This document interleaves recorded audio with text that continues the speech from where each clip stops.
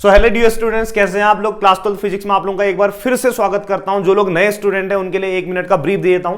तो बच्चों, मैंने मिशन फॉर फ्री एजुकेशन के तहत इस बार क्लास 12th के लिए 2023-24 का जो बैच है एकदम फ्री पर आने वाला हूं। डेली आप लोगों को 6 बजे रेगुलर हर दिन नई वीडियो मिलेगी। अगर आप लोगों ने इससे पहले के 2 लेक्चर नहीं देखे, प्लीज आप लोग पहले वो लेक्चर देख लो, उसके बाद आप लोग इधर आओगे तो आप लोगों को पूरी चीज समझ में आ जाएगी। तो हम लोगों ने यूनिट जो स्टार्ट किया है वो स्टार्ट किया इलेक्ट्रोस्टैटिक्स, और इसके अंदर बहुत बड़ी यूनिट है फर्स्ट बुक की, इसलिए हमने इसको 2 चैप्टरों में तोड़ा है। इलेक्ट्रिक चार्ज एंड फील्ड, दूसरा चैप्टर है इलेक्ट्रिक पोटेंशियल एंड कैपेसिटेंस। तो हमने पहला चैप्टर स्टार्ट किया इलेक्ट्रिक चार्ज एंड फील्ड। तो मैं अपना पढ़ाने का तरीका एकदम अलग रखने वाला हूं हर टीचर से। इसमें बहुत सारी ढेर सारी मीम्स आने वाली है जो आप लोग यूज करते हो, उससे क्या रहता है, इंटरेस्ट बने रहता है। और अलग अलग टाइप की फोटोज दिखाई है मैंने, ताकि आप लोगों को मतलब चीजें एकदम क्लियर हो पाए। मतलब खान जीएस सर की तरह मैंने कोशिश करी है कि मैं उसकी तरह, उनकी तरह, मतलब सॉरी, कुछ ना कुछ आप लोगों को ऐसे समझाऊं कि फिजिक्स से आप लोगों को प्यार हो जाए बस। तो हम लोगों ने सबसे पहले पढ़ा था चार्ज के बारे में। चार्ज क्या होता है, चार्ज कितने टाइप का होता है, तो वहां से पता चला था चार्ज 2 टाइप का होता है, पॉजिटिव नेगेटिव। हमने देखा था कि सेम चार्ज एक दूसरे को रिपल करते हैं, प्लस प्लस रिपल करते हैं, माइनस माइनस रिपल करते हैं। जिस तरीके से 2 लड़कों की शादी नहीं हो सकती, जिस तरीके से 2 लड़कियों की शादी नहीं हो सकती, इसी तरीके से जो 2 सेम चार्ज एक दूसरे से दूर भागते हैं, और 2 अपोजिट चार्ज एक दूसरे को अट्रैक्ट करते हैं, लड़का लड़की, जिनकी शादी होती है। ठीक है, फिर हम पढ़ते थे चार्ज की प्रॉपर्टीज। चार्ज की प्रॉपर्टीज में हमने कंजर्वेशन ऑफ चार्ज पढ़ लिया था, और एडिटिविटी ऑफ चार्ज, चार्ज में एडिशन कैसे होता है ये पढ़ा था। ठीक है ना, तो ये सब कुछ पढ़ लिया था। आज हम लोग जो पढ़ने वाले हैं, आज हमारा जो मेन टॉपिक है बच्चों, वो है क्वांटाइजेशन ऑफ चार्ज। ये प्रॉपर्टी ऑफ चार्ज के अंदर भी आ सकता है, लेकिन ये बहुत कीमती टॉपिक है, इसलिए मैं क्वांटाइजेशन ऑफ चार्ज को एकदम अलग से लेके आऊं और इसके कुछ कराने वाला हूं न्यूमेरिकल, बहुत बढ़िया, आसान से थोड़ा सा डिफिकल्ट की तरफ। ठीक है, और लास्ट में एक क्वेश्चन मैं आप लोगों को दूंगा होमवर्क। तो करते हैं आज का वीडियो को स्टार्ट। तो इलेक्ट्रोस्टैटिक्स लेक्चर नंबर 3, ठीक है ना। तो हम लोगों ने क्या पढ़ना है, मैंने बोला था क्वांटाइजेशन पढ़ना है और उसके कुछ क्वेश्चंस पढ़ना है। ठीक है, नेक्स्ट पेज में आते हैं। तो ये बढ़िया था, उससे पहले समझेंगे कि क्या बढ़िया था करके।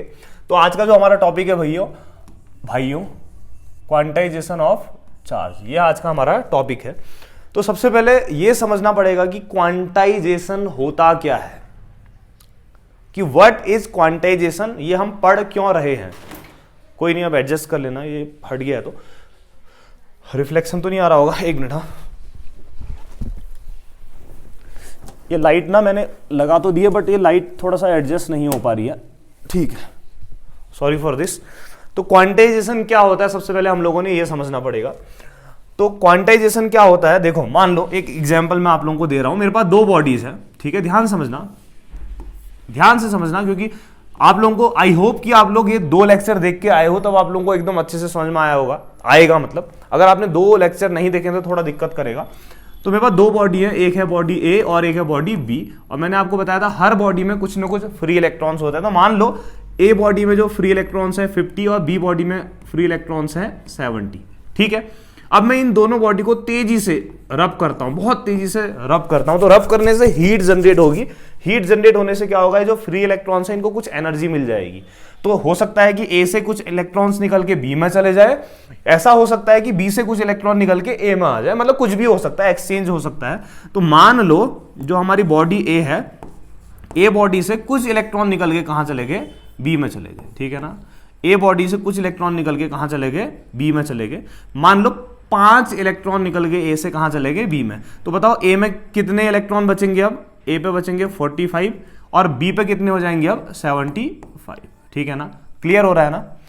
तो अब हमें पता चल गया कि दोनों बॉडी पे चार्ज आ जाएगा। क्या आ जाएगा, चार्ज। एक्चुअल में चार्ज कब आता है, जब 2 बॉडी को रब करते हैं। तो रब करने से क्या होता है, बॉडी में जो फ्री इलेक्ट्रॉन्स है इधर से उधर, उधर से इधर ट्रांसफर होता है, उस वजह से बॉडी में चार्ज आता है। अब बात यह है कि किसमें कौन सा चार्ज आया होगा, जिस बॉडी ने इलेक्ट्रॉन दिए होंगे या जिसमें इलेक्ट्रॉनों का नंबर कम हो जा रहा है, उस बॉडी में आपका पॉजिटिव चार्ज आएगा। और जिस बॉडी ने इलेक्ट्रॉन लिए हैं, जिसमें इलेक्ट्रॉनों का नंबर बढ़ जा रहा है, उसमें क्या आएगा, नेगेटिव चार्ज। तो हमें पता चल गया कि ए बॉडी में पॉजिटिव चार्ज आएगा और बी बॉडी में नेगेटिव चार्ज आएगा।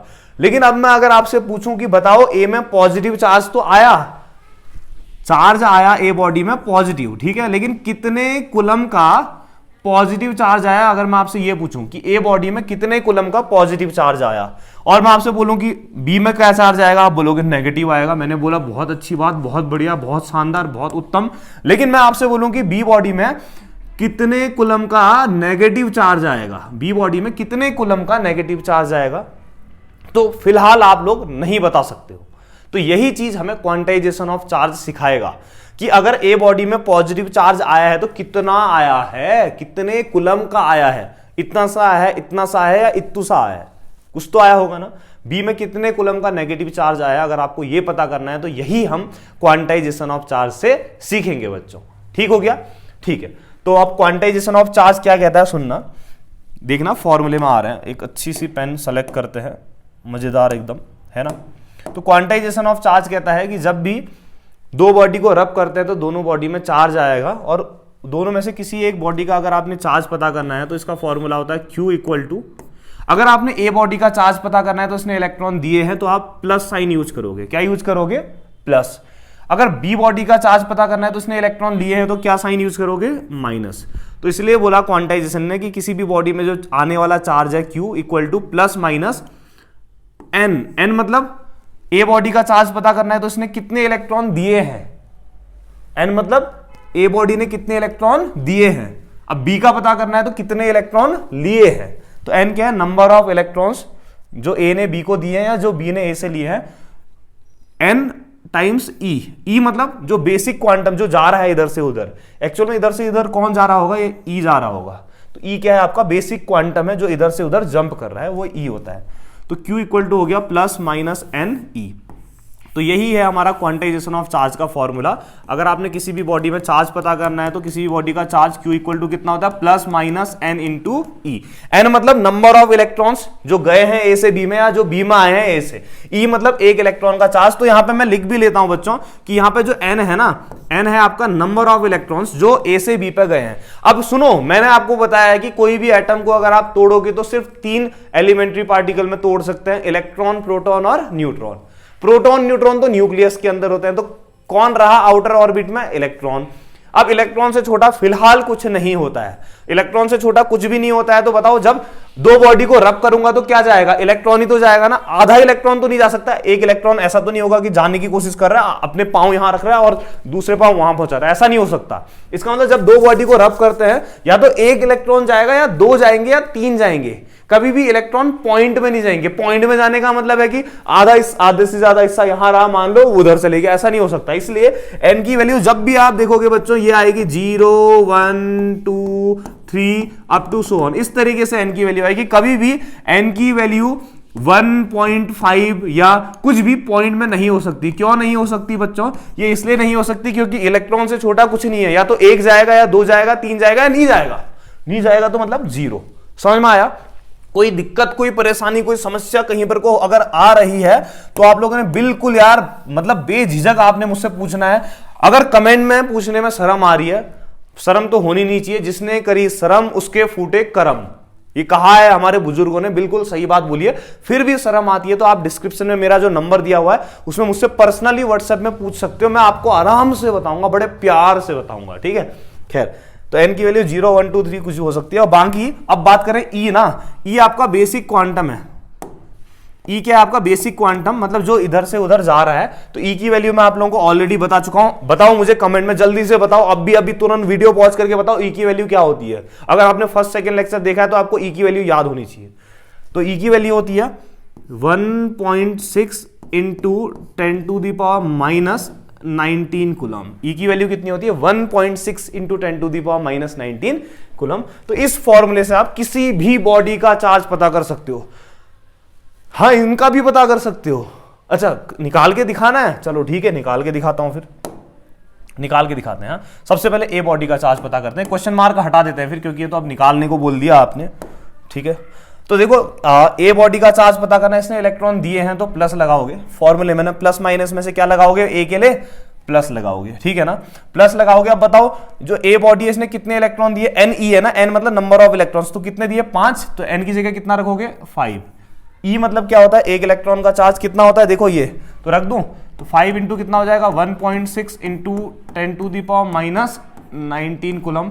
सॉल्व कर दो तो 16 5 जा 80, लेकिन एक नंबर से पहले पॉइंट आएगा तो क्या आ जाएगा, plus 8 into 10 to the power, oh sorry एक चीज गड़बड़ कर दी मैंने, क्या कर दी बताओ जल्दी से, ये ठीक है। तो इतना कूलम यहां पे लगाना था, तो इसको मल्टीप्लाई करोगे तो कितना आ जाएगा, plus 8 into 10 to the power minus 19 coulomb. कुछ नहीं किया, फॉर्मूले में रखा, बॉडी ने इलेक्ट्रॉन दिए हैं तो प्लस साइन यूज किया मैंने ए के लिए, ठीक है ना। एन मतलब कितने इलेक्ट्रॉन दिए, 5, और ई की जगह ई की वैल्यू रख दी, आ गया आंसर। अब ऐसे आप बोलोगे बी का निकाल के दिखाओ, देखो ना बी ने लिए हैं तो कौन सा साइन आएगा, प्लस माइनस में से माइनस लगाओगे। कितने लिए हैं बी ने, ए ने 5 दिए हैं तो 5 ही तो लिए होंगे, तो एन की जगह कितना रख दोगे, 5।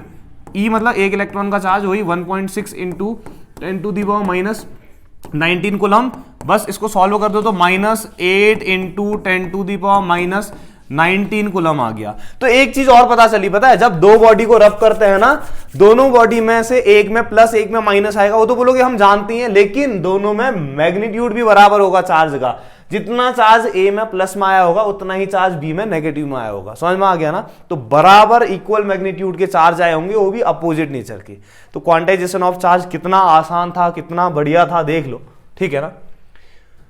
ये बढ़िया था गुरु, इसलिए लिखा ये बढ़िया था गुरु, ये बहुत इंपॉर्टेंट भी है गुरु। इसमें ना हम लोगों ने ऐसे स्टार लगाने चाहिए, स्टार। क्वांटाइजेशन तो मतलब आपको पीछा ही नहीं छोड़ने वाला है गुरु।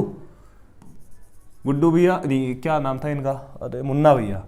तो मुन्ना भैया इसलिए कह रहे हैं कि क्वांटाइजेशन अगर आपने ना छोड़ दिया तो बच्चों दिक्कत होने वाली है, ठीक है। तो मुन्ना भैया की बात माननी ही माननी है। आगे बढ़े, ठीक है। आई होप कि आप लोगों को समझ में आया होगा। मजा आ रहा है नहीं, ये बताओ पहले, मजा आना चाहिए, मजा। फिजिक्स को जब तक फील नहीं करोगे तो फिर फायदा क्या।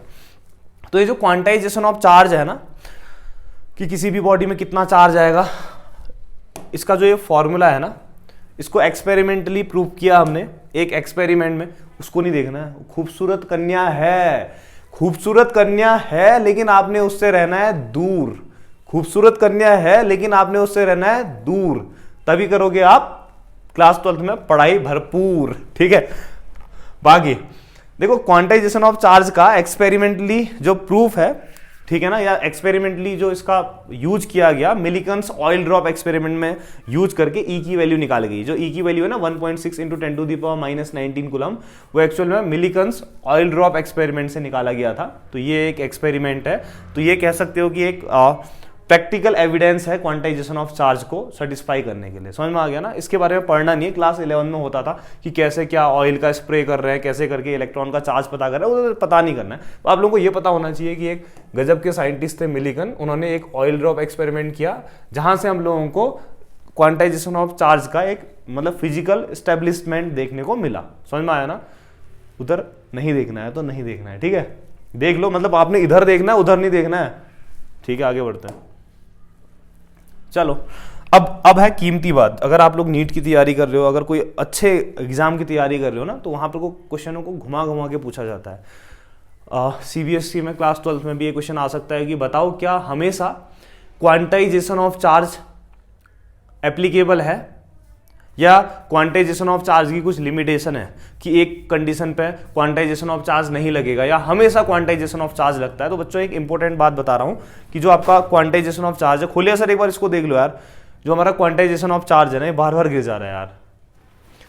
तो बच्चों हमारा जो क्वांटाइजेशन ऑफ चार्ज है ना, ये हमेशा एप्लीकेबल नहीं है। एक्चुअल में माइक्रोस्कोपिक लेवल में तो हम क्वांटाइजेशन ऑफ चार्ज की बात करते हैं, लेकिन मैक्रोस्कोपिक लेवल में हम लोग क्वांटाइजेशन ऑफ चार्ज की बात नहीं करते हैं। अब आप बोलोगे पता नहीं क्या माइक्रोस्कोपिक क्या मैक्रोस्कोपिक बोल रहा है, थोड़ा सा समझाता हूं जरा। हाँ, तभी वहां लिखा है, समझ में आया क्या। देखो, क्वांटाइजेशन ऑफ चार्ज में क्या करते हैं हम, किसी भी बॉडी का चार्ज पता करते हैं, जिसका फॉर्मूला होता है Q = N × E। तो क्वांटाइजेशन में आपको बॉडी ने कितने इलेक्ट्रॉन दिए हैं या कितने इलेक्ट्रॉन लिए हैं ये पता होना चाहिए। अगर n पता है तो आप किसी भी बॉडी का चार्ज निकाल सकते हो। तो मान लो आपके पास एक बाल्टी है, बाल्टी में पानी भरा हुआ है, ठीक है ना। इस बाल्टी में फुल पानी भरा हुआ है, ठीक है। अब मैं आपसे पूछूं, आपको एक ग्लास दे देता हूं छोटा सा, मैं बोलता हूं कि इस ग्लास से पानी बाहर निकालो इस बाल्टी का, और बताओ कि कितने ग्लास से पानी खाली हो जा रहा है। तो आप ग्लास डालोगे, पानी बाहर निकालोगे, ग्लास डालोगे, पानी बाहर निकालोगे। तो आपने देखा जैसे ही आप 50 ग्लास बाहर निकालते हो तो पूरी बाल्टी खाली हो जाती है। तो आपको पता चल गया कि नंबर ऑफ ग्लासेस कितने हैं इसमें, 50। तो आपको n पता है तो आप q निकाल सकते हो, है ना। इसका मतलब कहीं ना कहीं बाल्टी के अंदर अगर पानी एक छोटे से लेवल पे भरा है तो आप ग्लास से निकाल पा रहे हो, तो यहां पर को आपका क्वांटाइजेशन ऑफ चार्ज लग जाएगा। बाल्टी के बदले मान लो एक टैंकी है बड़ी सी, 1000 लीटर की टैंकी है, इसमें पानी भरा हुआ है, ठीक है। अब मैं आपसे दोबारा से वही करता हूं, एक ग्लास देता हूं मैं आपको पानी का, आपसे बोलता हूं कि पानी खाली करो, ये पानी को बाहर निकालना है आपने ऐसे करके, तो कितने ग्लास से पूरे 1000 लीटर की टैंकी का पानी खाली हो जाएगा। तो आपने बोला कि जैसे हम लोगों ने 700 ग्लास खाली किए तो आपकी पूरी टैंकी खाली होगी, इसका मतलब आज भी आपको n पता है, तो आप कह सकते हो कि आज भी आपका क्वांटाइजेशन ऑफ चार्ज लगेगा। मैंने बोला बहुत अच्छी बात है। अब मैं आपसे कहता हूं चलो मेरे साथ, अब मैं आप लोगों को लेके गया गोवा वाले बीच में, आप लोगों को लेके गया और मैंने आपको ग्लास दिया, मैंने बोला ये समुद्र का पानी खाली करो। अरे आप लगे हो, खाली नहीं हो रहा है। इसका मतलब आपको n पता चल पाएगा क्या गोवा वाले बीच में? n की वैल्यू पता चल पाएगी? बिल्कुल नहीं पता चल पाएगी। अगर आपको n नहीं पता चल पाएगा तो आप किसी भी बॉडी का चार्ज निकाल पाओगे नहीं ना। तो इसका मतलब इसी को बोलते हैं मैक्रो मतलब बहुत बड़ा, मैक्रोस्कोपिक लेवल, समझ में आया ना। तो मैक्रोस्कोपिक लेवल में एक्चुअल में नंबर ऑफ फ्री इलेक्ट्रॉन्स आप लोगों के, नंबर ऑफ इलेक्ट्रॉन जो मूव हो रहे हैं वो नहीं पता चल पाता है, इसलिए वहां पे क्वांटाइजेशन ऑफ चार्ज गड़बड़ करने लग जाता है। या फिर कह सकता हूं कि ऐसे बोलूं मैं, एक नदी है, खतरनाक नदी है मतलब, ठीक है, उससे पानी आ रहा है लगातार, मैं आपसे बोलूंगा कि 1 सेकेंड में कितना पानी पास हो रहा है बता सकते हो क्या? नहीं ना। 1 सेकेंड में पास होने वाला पानी अगर आप नहीं पता कर सकते हो तो इसका मतलब n पता नहीं कर सकते हो, n पता नहीं करोगे तो क्वांटाइजेशन नहीं लगेगा। तो जनरली आपसे मैं सिंपल सी बात बोलूं, माइक्रोस्कोपिक लेवल में क्वांटाइजेशन ऑफ चार्ज एप्लीकेबल है, मतलब जहां आपको नंबर ऑफ इलेक्ट्रॉन्स पता होंगे या जहां आपको n दिया होगा तब आप क्वांटाइजेशन ऑफ चार्ज लगा सकते हो। मैक्रोस्कोपिक लेवल में, बड़े लेवल में, जहां एक कंटिन्यूअस फ्लो होता है, नदी में पानी बहते जा रहा है, तो वहां पर को क्या होता है, क्वांटाइजेशन ऑफ चार्ज स्टेब्लिश नहीं कर सकते या नहीं लगता मैक्रोस्कोपिक लेवल में। तो इसके लिए क्या करेंगे फिर? इसके लिए हम यूज करते हैं कंटिन्यूअस चार्ज डिस्ट्रीब्यूशन। तो मैक्रोस्कोपिक लेवल में मैंने बोला कि क्वांटाइजेशन ऑफ चार्ज हम लोग नहीं देख पाते हैं, ठीक है ना। तो उसके लिए हम लोग क्या यूज करते हैं, फिर एक नया तरीका यूज करते हैं, कंटिन्यूअस चार्ज डिस्ट्रीब्यूशन। इसके बारे में आने वाले टाइम पे मैं चीजों को और एक्सप्लेन करूंगा, ठीक है ना। इतना समझ में आ गया ना? आगे बढ़ते हैं। अच्छा हाँ, ये बताओ ना, समझ में आया क्या, मगज में आया क्या? पक्का ना? ठीक है। अच्छा, अब न्यूमेरिकल, क्वांटाइजेशन के न्यूमेरिकल करना तो बहुत जरूरी है। तो क्वांटाइजेशन के न्यूमेरिकल करने से पहले क्या क्या मीम बना के डाला है एडिटर ने यार। एडिटर मतलब यार गजब भाई, मतलब एडिटर के लिए यार कमेंट करो कि एडिटर गजब है। ऐसे अगर आपको मीम्स चाहिए ना, पक्का कमेंट करके बताओ कि एडिटर गजब है और लाइक करो, ठीक है।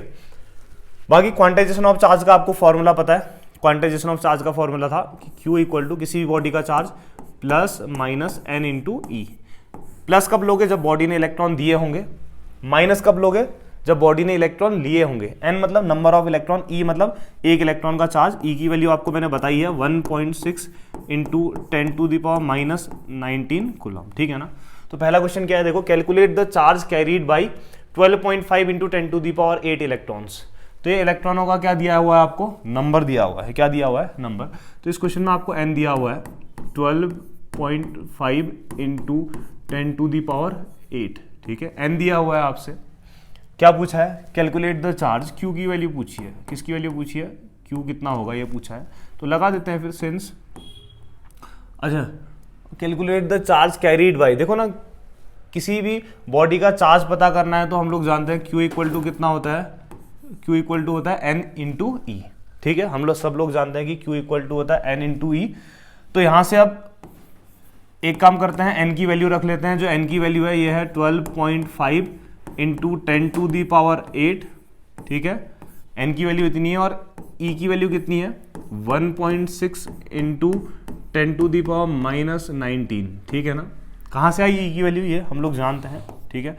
तो मल्टीप्लाई कर लेते हैं तो Q इक्वल टू कितना आ जाएगा? 12.5 इंटू 1.6 इंटू पावर एक साथ ऐड होती है, हाँ, 10 टू दी पावर 8 है तो 8 माइनस कितना आ जाएगा? 19, ठीक है ना। तो Q इक्वल टू कितना आ जाएगा? 12.5 इंटू 1.6 मल्टीप्लाई करके बताना कितना आ रहा है, इंटू 8 माइनस 19 करोगे तो 10 to the power minus 11 coulomb. इसके आगे आप लोग आंसर मुझे बताओगे कि कितना आ रहा है, ठीक है। छोड़ देते हैं, अब तो कर लोगे ना। अगला क्वेश्चन, ये मीम्स पढ़ते रहना, तुम्हारे लिए है, ठीक है। विच इज बिगर, बताओ कि क्या बड़ा है बोल रहा है। अकुलम मतलब 1 कूलम बड़ा है और a charge on an electron, या फिर एक इलेक्ट्रॉन का चार्ज बढ़ा है। देखो 1 कूलम तो 1 हुआ, एक इलेक्ट्रॉन का चार्ज कितना होता है 1.6 इंटू 10⁻19, ये तो होता है ना। इसको ओपन करूं 1.6 इंटू, अच्छा ये -19 वाली चीज नीचे भेज देता हूं, तो कितना हो जाएगा अपॉन 10⁻, कितना हो जाएगा 19 कूलम। तो ये आ जाएगा 1.6 10⁻19 मतलब 1 के आगे 19 जीरो, 1 2 3 4 5 6 7 8 9 10 11 12 13 14 15 16 17 18 19। अब बताओ 1.6 को इतने बड़े नंबर से डिवाइड करोगे तो 0.00000 ऐसे करके आएगा, तो ये तो बहुत छोटी वैल्यू आ रही है ना।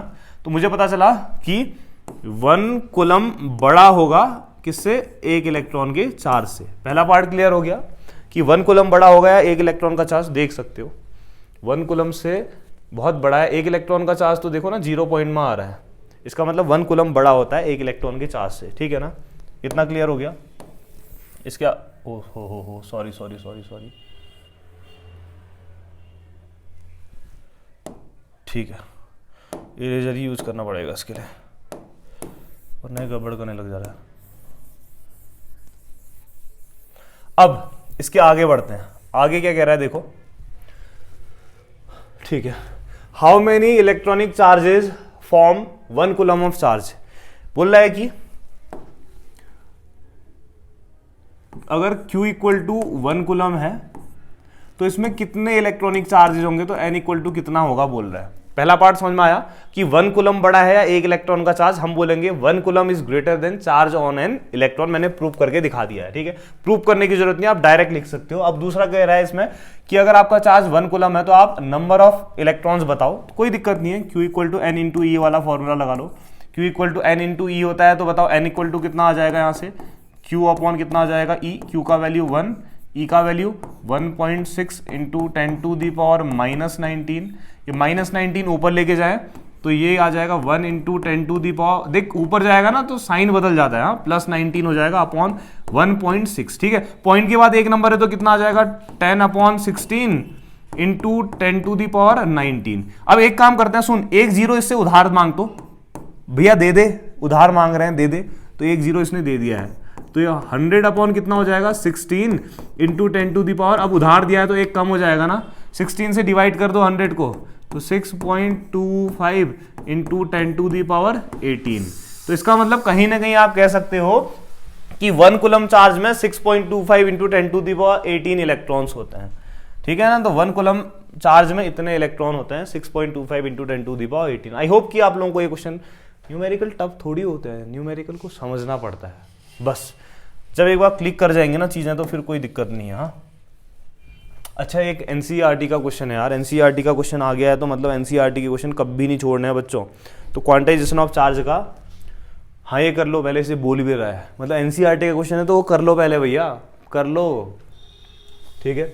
If a body gives out 10⁹ electrons पर सेकेंड, बोल रहा है कि एक कोई भी बॉडी है, एक सेकेंड में 10⁹ इलेक्ट्रॉन उससे निकल रहे हैं, एक सेकेंड में, ध्यान सुनना, कितने इलेक्ट्रॉन्स निकल रहे हैं बॉडी से, 10⁹ इलेक्ट्रॉन्स निकल रहे हैं एक सेकेंड में। तो निकाल दूं चार्ज, एक सेकेंड में बॉडी में कितना चार्ज आएगा, फिर चार्ज ऑन बॉडी, ध्यान से देखना, तो बॉडी में एक सेकेंड में कितना चार्ज आएगा, एक सेकेंड में अगर 10⁹ इलेक्ट्रॉन निकल रहे हैं तो Q इक्वल टू कितना होता है N इंटू ई। ध्यान सुनना, if a body gives out 10⁹ electrons पर सेकेंड, मतलब एक सेकेंड में इतने इलेक्ट्रॉन बॉडी से बाहर निकल रहे हैं, तो how much time is required to get a total charge of 1 coulomb, body से 1 कूलम चार्ज निकलने में कितना टाइम लगेगा।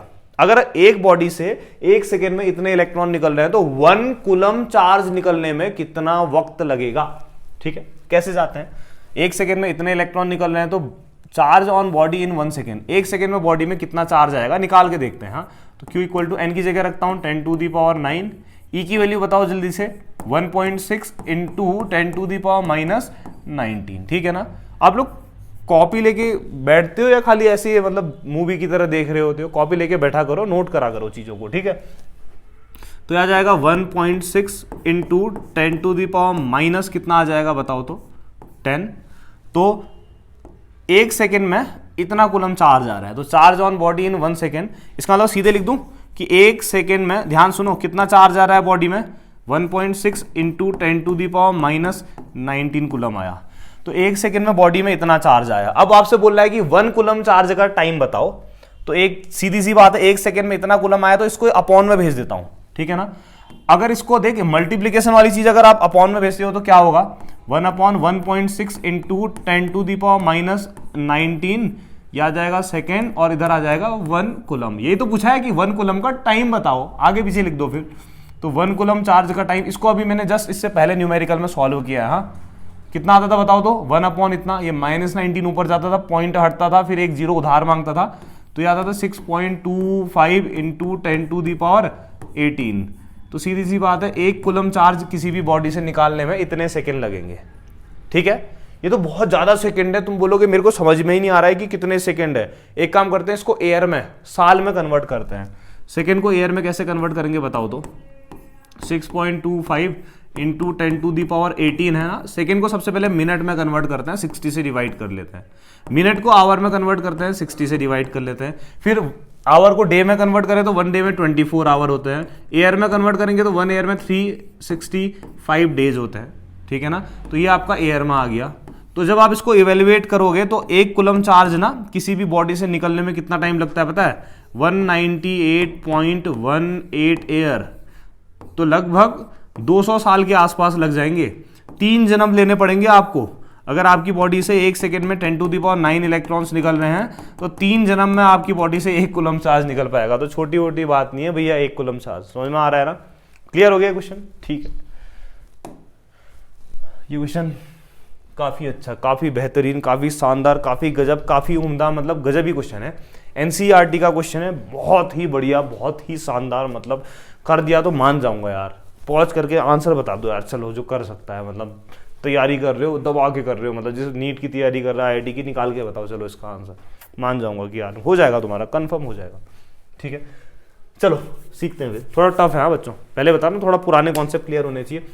How much positive charge is there in a cup of water, मतलब क्या कह रहा है पता है कि जब आप एक गिलास पानी पीते हो, जब आप एक गिलास पानी पीते हो तो पानी मतलब आप H2O ले रहे हो, और जब आप H2O ले रहे हो तो आप कितना पॉजिटिव चार्ज, H2O में ऑब्वियस है नेगेटिव चार्ज भी होगा पॉजिटिव भी होगा, तो जब एक गिलास पानी पी रहे हो तो कितना पॉजिटिव चार्ज आप अपनी बॉडी के अंदर डाल रहे हो, ये पूछ रहा है कि जब आप एक गिलास पानी पीते हो तो कितना पॉजिटिव चार्ज आप अपनी बॉडी के अंदर डालोगे, ये पूछ रहा है, ठीक है ना।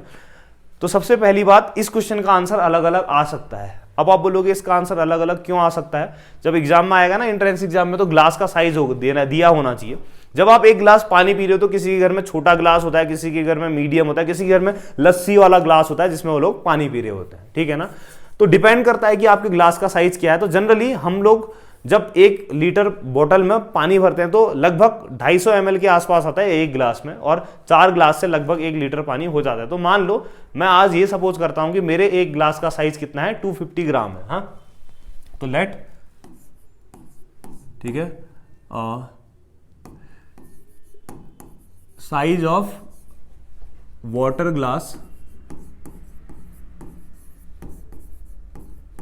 कितना ले लेता हूं, पानी के गिलास का साइज 250 ग्राम, 250 ग्राम का मेरा ग्लास है।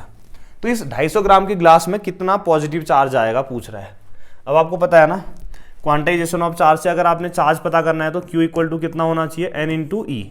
तो आपको क्या पता करना पड़ेगा, N पता करना पड़ेगा। N मतलब आप पानी के ग्लास में नंबर ऑफ इलेक्ट्रॉन्स निकालो, कितने इलेक्ट्रॉन्स होंगे। अगर आपने पानी के गिलास में इलेक्ट्रॉनों का नंबर निकाल दिया है ना, बस N की वैल्यू यहां रख देना, आंसर आ जाएगा। अब आप बोलोगे नंबर ऑफ इलेक्ट्रॉन्स कैसे निकालेंगे, सबसे पहले आपने क्या करना पड़ेगा पता है, आपने सबसे पहले ये देखो कि पानी के गिलास में टोटल वाटर मॉलिक्यूल कितने हैं।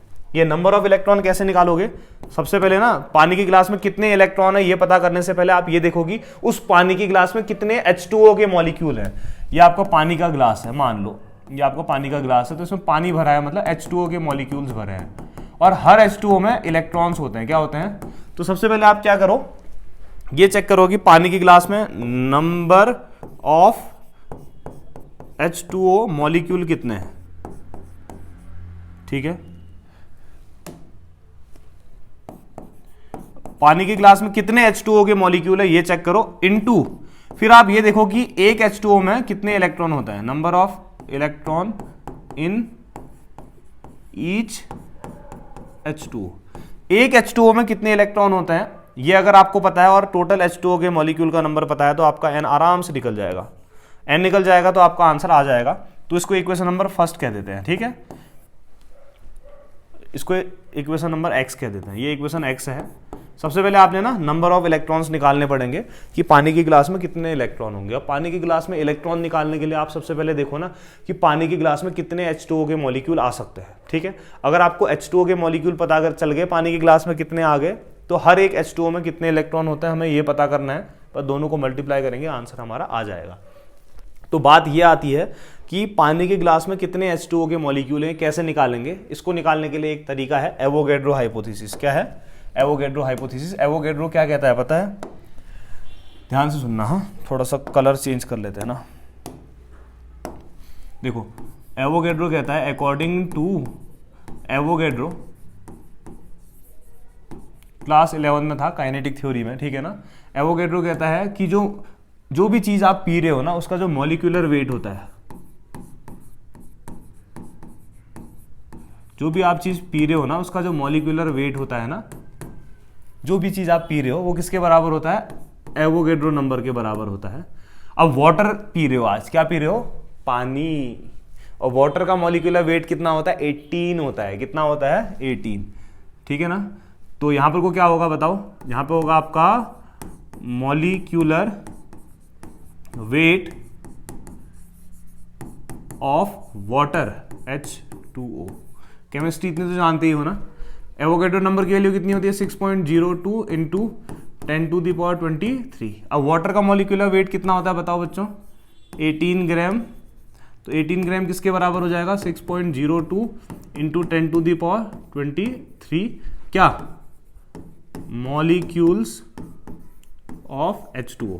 तो एवोगैड्रो कहता है कि जो भी चीज आप पी रहे हो ना उसका मॉलिक्यूलर वेट एवोगैड्रो नंबर के बराबर है। जैसे पानी पी रहे हो ना, तो पानी का जो मॉलिक्यूलर वेट है ना 18 ग्राम अगर आप पानी पियोगे, एवोगैड्रो कहता है, तो उसमें 6.02 इंटू 10⁻23 मॉलिक्यूल होंगे पानी के।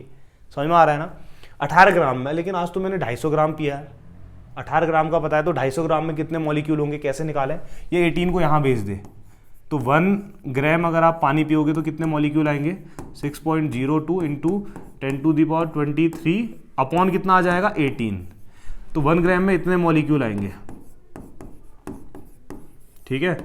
तो 1 ग्राम पानी अगर आप पी रहे हो तो इतने मॉलिक्यूल आएंगे। अब आपने तो 250 ग्राम पीना है, तो 250 ग्राम में कितने आएंगे बताओ फिर। तो 250 ग्राम अगर आपने पानी पिया है तो कितने मॉलिक्यूल आएंगे, 1 रुपए की 2 टॉफी आती है, तो 50 रुपए की कितनी आएगी, 100।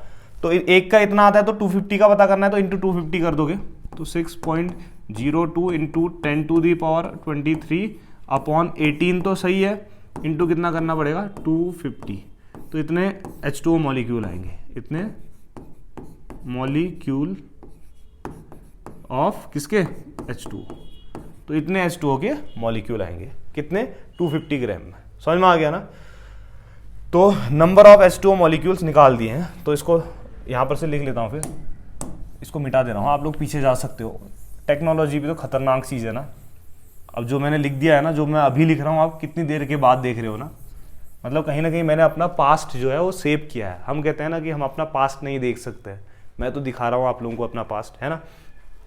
थोड़ा सा ना साइकोलॉजिकली भी चीज़ों को समझना है। तो मैंने नंबर ऑफ H2O मॉलिक्यूल्स निकाल दिए, फिर total number of H2O molecules. तो लिख लेता हूँ फिर, नाउ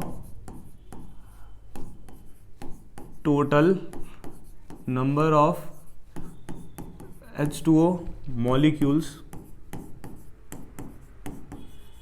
इक्वल टू कितना आ जाएगा, 6.02 है ना, पॉइंट के बाद 0 है तो 6 ही लिख लेता हूं इसको, 6 इंटू ये कितना है आपका 250 अपॉन 18 इंटू 10⁻23। तो आपके ना 250 ग्राम जब आप पानी पी रहे हो, एक गिलास पानी पी रहे हो, तो आप इतने ना H2O को अपने अंदर डाल रहे हो, इतने सारे H2O को। समझ में आ गया। तो ठीक है, मेरे को चार्ज पता करना था तो मेरे को नंबर ऑफ इलेक्ट्रॉन्स पता करने थे। नंबर ऑफ इलेक्ट्रॉन्स मतलब पूरे एक गिलास पानी में कितने इलेक्ट्रॉन होंगे। मैंने ये निकाल दिया कि total number of H2O molecules कितने होंगे एक गिलास में, ठीक है ना। तो एक गिलास में इतने H2O के मॉलिक्यूल होंगे। अब मैं क्या करता हूं, एक H2O में कितने इलेक्ट्रॉन होंगे ये चेक कर लेता हूं, ठीक है ना। ये वाली चीज निकाल दी मैंने, हाँ ये वाली चीज निकाल दी है मैंने, ठीक है। अब निकाल रहा हूं number of electron in each H2O। देखो नंबर ऑफ इलेक्ट्रॉन इन, सुनना, ईच H2O, एक H2O में कितने इलेक्ट्रॉन होंगे। देखो H2O मतलब 2 हाइड्रोजन होते हैं, एक ऑक्सीजन होता है। अब बताओ एक हाइड्रोजन मतलब क्या होता है 1H1, ऐसे तो लिखते हैं। ये जो चीज होती है ना नीचे वाली, इसको बोलते हैं एटॉमिक नंबर, यही नंबर ऑफ इलेक्ट्रॉन बता रहा है। तो हाइड्रोजन में कितना इलेक्ट्रॉन होता है, एक, प्लस ऑक्सीजन को क्या लिखते हैं बताओ 8O16। जो नीचे वाली चीज होती है इसको बोलते हैं एटॉमिक नंबर, यही नंबर ऑफ इलेक्ट्रॉन बताता है। तो ऑक्सीजन में कितने हैं 8, ठीक है ना। तो बताओ अब मुझे यहां से, अब मुझे बताओ 8 + 2 कितना आ गया, बताओ 10 आ गया ना। तो मुझे पता चल गया कि एक H2O में 10 इलेक्ट्रॉन होता है। तो नंबर ऑफ इलेक्ट्रॉन पता चल गया आपको, नंबर ऑफ H2O मॉलिक्यूल पता चल गया। तो ये दोनों वैल्यू कहां रख देता हूं बताओ, इक्वेशन 1 में रख देता हूं, n निकल जाएगा, ठीक है। तो अब लिख लेता हूं फिर, नाउ इक्वेशन 1 बिकम्स, अब यहां से ना टोटल नंबर ऑफ इलेक्ट्रॉन्स निकाल सकता हूं 250 ग्राम या एक गिलास में, हाँ। तो एक गिलास पानी में टोटल नंबर ऑफ इलेक्ट्रॉन्स निकाल सकता हूं मैं। ये थोड़ा हैंग जैसा कर रहा है क्या, बहुत सारी चीजें ऐड कर रखी है ना तब। तो इक्वेशन 1 में रख देता हूं, नंबर ऑफ इलेक्ट्रॉन्स कितना आएगा देखो फिर। तो n = आ जाएगा, नंबर ऑफ H2O मॉलिक्यूल्स हैं हमारे उतने 6 × 250 × 10⁻23/18, ठीक है। टोटल इतने H2O आपने अपने बॉडी के अंदर डाले, और एक H2O में कितने इलेक्ट्रॉन है 10, बस 7 ले लूं। तो n = कितना 6, 3 जा कितना होता है 18, और 250 × 10 करोगे तो 2500/3 × 10⁻23। तो कहीं ना कहीं मुझे पता चल गया कि टोटल नंबर ऑफ इलेक्ट्रॉन्स ना, जब आप एक गिलास पानी पीते हो तो इतने होते हैं, ठीक है। तो एक गिलास पानी में आपके पास टोटल इतने इलेक्ट्रॉन होते हैं, ये हमें पता चल गया। बस अब चार्ज निकाल लेता हूं फिर according to quantization, Q = NE होता है ना, ये लगा देता हूं फिर, लिख लेता हूं फिर। नाउ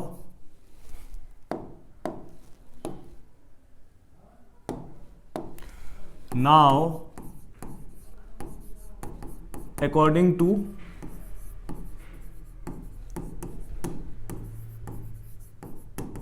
क्वांटाइजेशन ऑफ चार्ज, ठीक है। क्वांटाइजेशन ऑफ चार्ज क्या कहता है बताओ, Q = कितना होता है ±n × E। पहले Q निकाल लेते हैं। तो Q = कितना आ जाएगा, n की जगह रख दो ये 2500 कितना 3 × 10⁻23। ये Q की वैल्यू है, और E की वैल्यू कितनी है बताओ 1.6 × 10⁻19, ठीक है। तो इतना कूलम आएगा। अब देखो कुछ कैंसिल वैंसिल होता है, तो ये 2 0 है, पावर में भेज देता हूँ। तो Q = कितना आएगा 25/3 × 1.6 × 10⁻23 प्लस 2 0 है तो कितना हो जाएगा 25, और ये -19 है, ठीक है। ऐसा ही तो होगा, ठीक है। थोड़ी बहुत कैलकुलेशन आनी चाहिए, थोड़ी बहुत, ज़्यादा इतनी टफ तो है नहीं वैसे भी। तो ये आ जाएगा, तो Q = 3 8 जा 24, 3 3 जा 3 3 जा इंटू 16 × 10⁻, कितना आ जाएगा 6 आ जाएगा, है ना। अब इसको सॉल्व कर लेना फिर, 1.6 से 8.33 को मल्टीप्लाई कर देना, लगभग 20 के आसपास आ रहा होगा, है ना। तो Q = कितना आ जाएगा 16 3 जा कितना होता है 48 का 8, 16 3 जा 48, 48 प्लस 4 करोगे तो कितना आ जाएगा 52 का 2, 5 कैरी, 16 8 जा करो, सॉल्व कर लेना, आंसर निकल जाएगा, ठीक है ना। अब इतना आप लोग करते रहना, मल्टीप्लाई डिवाइड जो भी करना है आपने, मल्टीप्लिकेशन करना है। तो आप लोग मुझे आंसर बताओ कमेंट में। चलो इसको हटाते हैं क्योंकि बहुत ज़्यादा टाइम हो गया, नेक्स्ट आगे बढ़ते हैं। अच्छा, अब ये करके दिखाओ, मतलब कि ये पक्का होमवर्क होगा। यस, ये होमवर्क है, ठीक है ना। ये है आप लोगों के लिए होमवर्क। ठीक है, आप लोग जितने भी क्वेश्चन है, मैंने लास्ट का कैलकुलेशन छोड़ रखा है, इसलिए छोड़ा है ताकि आप लोग करो, ज़्यादा टाइम वेस्ट नहीं करना है, इतना तो आप लोग मल्टीप्लाई कर सकते हो।